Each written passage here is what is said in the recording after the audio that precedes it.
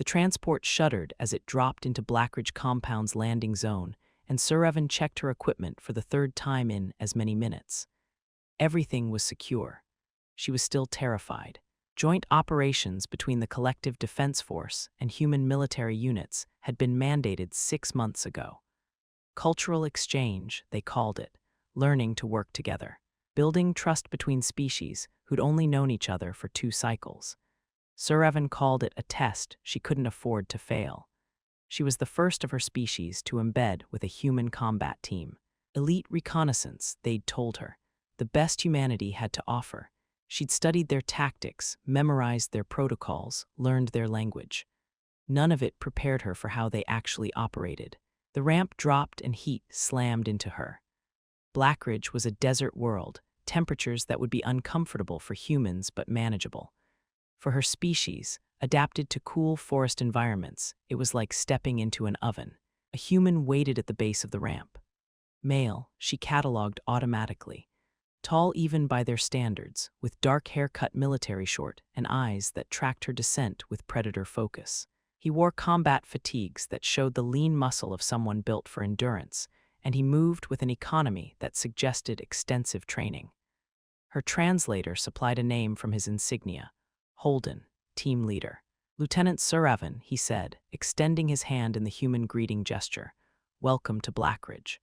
She took his hand carefully, aware of her superior strength. His grip was firm but not challenging, his skin warm, warmer than it should be in this heat. Humans ran hot, she'd learned. Internal temperature regulation that let them function in environments that would kill most species. Thank you, Lieutenant Holden. Her translator rendered her speech patterns into English. I'm looking forward to the training exercise. Something flickered across his expression, amusement maybe, though human facial cues still confused her. Just Holden, he said. We don't stand on rank once we're operational. That violated every protocol she knew. Her species maintained strict hierarchy, clear chains of command, explicit orders that left no room for confusion. Understood, Holden, his mouth curved. Not quite a smile, but something softer. Come on, I'll introduce you to the team. She followed him across the compound, cataloging everything. The way he moved, fluid and purposeful. The way other humans tracked his passage with subtle acknowledgement. The way he carried himself like someone used to being obeyed. Her people communicated through carefully structured language. Formal address, explicit instructions, verbal confirmation of orders. Clear, logical, impossible to misinterpret. Holden led her to a briefing room where 4 other humans waited. They turned as she entered, and she felt the weight of their attention like physical pressure. Team, Holden said, this is Lieutenant Sir Evan. She'll be running the next 3 missions with us. He gestured to each human in turn. Tor's point. Chen, demolitions. Reeves, communications. Cahill, medic. They nodded at her. No formal greetings, no statements of welcome, just that weight of assessment. Sir Evan, Holden continued, we're running a reconnaissance simulation tomorrow. Hostile territory, multiple threats, extraction under fire. Standard op for us. I've reviewed the mission parameters, she said. My role is observation and secondary support. Your role is whatever the situation needs. His eyes held hers. Out there, rank doesn't matter. What matters is staying alive and completing the mission. Can you do that? Yes. Good. He glanced at the others. Tors, take her through equipment check. Chen, brief her on demo protocols. Everyone else, standard prep. We deploy at 500. The team moved immediately, each person flowing into their assigned tasks with practiced efficiency. No questions, no confirmation, just instant action. Sir Evan watched them work and felt the first flutter of unease. They weren't talking, weren't giving verbal orders or receiving explicit instructions. They just knew what to do. The simulation started before dawn. Sir Evan crouched in the pre-dawn darkness beside Holden, her rifle ready. The rest of the team had spread out in a formation that looked casual but covered every approach angle. Tors was 15 meters ahead, barely visible. Chen was somewhere to the left. Reeves and Cahill flanked right. No one had spoken in 20 minutes. Holden's hand moved, not a gesture she recognized, just a subtle shift of fingers against his weapon. Tors immediately dropped lower, adjusting his position. How did he know to do that? Chen glanced back at Holden, held his gaze for perhaps 2 seconds, then nodded once and moved to a different position. What had they communicated? What information had passed between them? Movement, Tors said quietly. 3 contacts bearing northeast. Holden didn't respond verbally. His eyes tracked to Chen, then Reeves. Something passed between them, a shift in posture, a tilt of head, something so subtle Sir Evan almost missed it. The team began moving. Not together, not in formation, but in a pattern that somehow maintained their spacing while adapting to terrain. Tors went left, Chen went right. Reeves moved to support Tors. Cahill shifted to cover their rear. No orders, no discussion, just movement. Sir Evan stayed with Holden because she had no idea what else to do. They flanked the contacts, training drones designed to simulate hostile forces. The team moved like water, flowing around obstacles, adjusting to each other's positions without communication. Then Holden looked at Tors. Just looked. Tors nodded fractionally and raised 3 fingers. Chen immediately prepped a flashbang. Reeves shifted his stance. Cahill moved into position for casualty extraction. On 3, Tors mouthed silently. 1, 2, the flashbang deployed. Tors and Holden moved in perfect synchronization, weapons up. Chen provided cover. Reeves called targets. Cahill was already moving to their extraction point. The entire engagement lasted 40 seconds. No verbal commands except Tors' initial count. Just movement, glances, and tiny shifts in body language that somehow communicated entire tactical plans. The drones went down. The team regrouped. Holden met each person's eyes in turn, received subtle nods, and they moved on to the next objective. Sir Evan followed in stunned silence. After the simulation, she found Holden in the equipment bay, checking his rifle. "How do you do it?" The question burst out before she could stop it. He looked up. "Do what?" "Communicate. Coordinate. You barely spoke out there, but everyone knew exactly what to do." His expression shifted, that same almost smile from before. "We talk, just not with words." "But how?" "My species requires explicit verbal communication. We need clear orders, confirmation, structured information exchange. What you're doing, it's impossible." Holden set down his rifle. "For your species, maybe. For humans," he shrugged, "it's normal. We evolved reading body language, facial expressions, micromovements, pack behavior. We're social predators. We coordinate attacks through observation and instinct. That's not communication. That's," she struggled for words, "mind reading." "No, mind reading would be easier." He moved closer, and she was suddenly very aware of how much space he occupied. This is understanding. Knowing your team well enough to predict their reactions. Trusting them enough to move without second-guessing. "I don't understand, I know." His voice softened. "But you will. Give it time. How much time? I'm supposed to integrate with your unit, but I can't even follow what you're saying to each other." "Then learn." He held her gaze, and something in his eyes made her throat tight. "Watch us, pay attention. Figure out what the movements mean. And if I can't, you will." He said it with such certainty, like failure wasn't an option. "You're smart, adaptable. You wouldn't be here otherwise." Her species didn't blush, but her skin heated anyway. "You don't know that. I know you qualified first in your training cohort. I know you speak 4 languages. I know you volunteered for this assignment when everyone else thought it was too risky." His mouth curved into something that might be a real smile. "Yeah, I read your file. I know you can do this." She should step back. Should maintain proper distance. Should remember this was a professional evaluation, not personal interest. "Why does it matter?" she asked instead. "Whether I succeed? Because I need you to." His voice dropped lower. "Not just for the mission." For he stopped, started again. "I want this to work." The words hung between them. Heavy with meaning she wasn't sure how to interpret. "I should return to quarters," she said. "Review the simulation recordings." Sir Evan. The way he said her name, the full thing, not shortened, not casual, made her pause. "Tomorrow's mission is live. Real threats, real stakes. I need to know you can keep up." "I can." "Then prove it." Not to command, not to the evaluation board. To me. She met his eyes and saw the challenge there, the expectation. Something else too, something that made her secondary heart flutter. "I will," she said. She meant it. The live mission was everything the simulation wasn't. They inserted via dropship under cover of darkness, touched down in hostile territory, actual hostile, not training drones, and immediately went silent. Sir Evan watched Holden's face in the dim light, watched how his eyes tracked Tor's position, how his jaw tightened when Chen signaled potential contact, how his breathing changed when Reeves reported movement. She started cataloging. Tight jaw meant concern, narrowed eyes meant focus. A slight head tilt meant question. Quick glance at weapon meant prepare for contact. They moved through the terrain in that same flowing pattern. Tor's ahead, Chen covering, Reeves calling soft updates, Cahill providing rear security. Holden stayed beside Sir Evan, not protecting her exactly, more like anchoring her, keeping her in the pattern. Contact, Tor's breathed.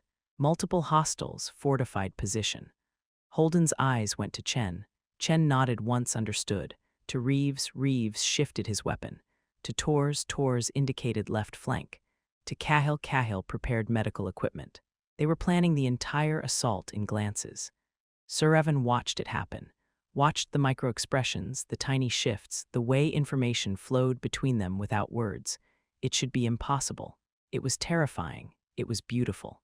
Holden looked at her, raised his eyebrows fractionally question. She understood somehow. Can you follow? She nodded. Yes. His expression shifted, approval, trust, and then they were moving. The assault happened in coordinated silence. Tors and Holden went left. Chen provided suppression. Reeves called targets in whispers. Cahill moved to extraction position. Sir Evan found herself mirroring Holden's movements without thinking. When he went low, she went low. When he shifted right, she shifted right. Her body responded to cues she hadn't consciously registered. Pack behavior, he'd called it. Moving as one. The hostiles went down. The team secured the position. Mission complete. And Sir Evan had kept up. Back at base, Holden found her in the operations center, reviewing the mission footage. You did good out there, he said. I barely contributed. You stayed with the team, adapted to our rhythm. That's more than most species manage their first live op. She turned to face him properly. I'm starting to understand it. The way you communicate. It's not telepathy or mind reading, it's pattern recognition. You've trained together so long that you've developed a shared language of movement. Exactly. His expression warmed. See, I told you you'd figure it out. But it's more than that, isn't it? She moved closer, watching his face for reactions. It's trust, knowing your team well enough to predict them. Understanding their patterns intimately enough to move with them without discussion. Yeah, his voice had gone quieter. It is. How long does that take to develop? Depends on the team. Some never get there, others, he paused. Others just click. Have we clicked? I don't know yet. His eyes held hers. Want to find out. Her species didn't do casual relationships, didn't form bonds quickly. They evaluated potential partners carefully, logically, over extended periods. Yes, she said anyway. He smiled, a real smile this time, showing teeth that should look predatory but somehow didn't. Good. Because I've been watching you watch me, and I've been trying to figure out if you're analyzing my tactical patterns or something else. Heat flooded through her. Both. Yeah, what have you learned? That you're frustrating and impossible, and you communicate in a language I barely speak. She stepped closer. That you trust your team with your life and they trust you the same way. That you see things in people they don't see in themselves. She stopped just short of touching him. That I want to understand your language, all of it, not just the tactical parts. His hand came up slowly, giving her time to step back. She didn't. His fingers brushed her jaw, a question and a statement. This is complicated, he said. Interspecies relationships, especially between embedded personnel, I know the regulations. And you want to break them anyway. I want to understand you. Her voice came out rougher than intended. Want to learn how you think, how you move, how you communicate when no one's watching. His thumb traced her cheekbone. What if I'm not that interesting? You coordinate tactical operations through body language and facial expressions. You're the most interesting person I've ever met. He laughed, soft and genuine. You know, on my planet, when someone studies you that intently, it means they're interested. Is that what I am? Interested? You tell me. His voice dropped. You've been cataloging every micro-expression I make for 3 days. Either you're the most dedicated tactical analyst I've ever met, or something else is going on. Can it be both? It can be whatever you want it to be. She stopped, started again. My species doesn't do this. doesn't form attachments quickly. We evaluate, consider, measure compatibility over time. And what have you evaluated? That you're dangerous and impossible, and I should maintain professional distance. But I don't want to. Her admission felt like dropping armor. I want to learn your language. Want you to teach me what all those little expressions mean. Want, he kissed her. Not carefully, not tentatively. His mouth found hers with certainty, and she made a sound she didn't recognize, something between surprise and relief. His hand slid into her hair, careful of her sensory ridges. His other hand found her waist, pulling her closer. He tasted like field rations and something darker, something that made her pulse spike. She gripped his shoulders, felt the muscle there, the warmth of his skin through his shirt. Her species didn't kiss like this, didn't have the mouth structure for it, but she learned fast, matching his rhythm, discovering what made him make soft sounds. When they finally separated, he was breathing hard. Well, he said, that's pretty clear communication. Very clear, she couldn't quite catch her breath. What does it mean in your language, in my language? He kissed her again, softer. It means I'm interested too. Means I've been trying to figure out how to tell you for a week. Means this is going to be complicated. Yeah, he rested his forehead against hers, but I'm good with complicated if you are. She should say no, should remember the mission, the evaluation, the regulations against fraternization between embedded personnel. Yes, she said instead. They kept it quiet for 2 weeks. Professional during operations, careful in public spaces. But at night, in the privacy of quarters, they built a language that was entirely theirs. He taught her to read his expressions, the way his jaw tightened when stressed, how his eyes crinkled when genuinely amused versus politely smiling. The tiny tells that meant he was worried, tired, frustrated, content. She taught him her species' body language, how her sensory ridges flattened when uncomfortable, the way her pupils dilated with emotion, the subtle ear positions that indicated her mood. They learned to communicate across species barriers, found ways to say things without words. The team noticed, of course. Humans were observant like that. Tors cornered her after training one day. You and Holden, it was phrased as a question but felt like a statement.